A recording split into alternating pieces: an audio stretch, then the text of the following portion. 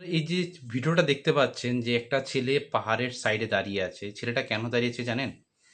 ছেলেটা বাবা মার কাছ থেকে আবদার করেছে যে তার একটা আইফোন লাগবে। তো ভিডিওতে সেই কথাগুলো শোনাও গেছে। তো সেই হিসেবে আমি ভিডিওটা করছি।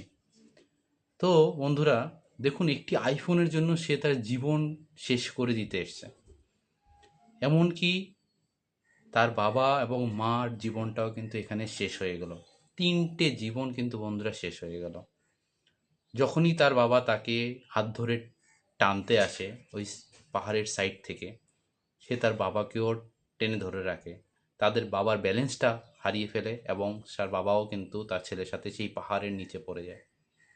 এটা দেখতে পেয়ে মা কিন্তু দিশেহারা হয়ে গিয়ে মাও কিন্তু ঝাঁপ দিয়ে দেয়। তো বন্ধুরা দেখো, একটা তোমার আইফোনের জন্য, একটা 1 লাখ টাকা হোক যাই হোক, একটা আইফোনের জন্য তিনটে জীবন নষ্ট হয়ে গেল। কখনো এইরকম আবদার কিন্তু তোমরা করবে না। তোমাদের জীবন কিন্তু অনেক মূল্যবান বন্ধুরা। তোমরা অবশ্যই এই জিনিসটা খেয়াল রাখো। শুধু আইফোন তুমি হাজারো পাবে, তুমি জীবনে বাঁচলে অনেক আইফোন কিনতে পারবে, কিন্তু তোমার জীবনটা তুমি আর ফিরে পাবে না।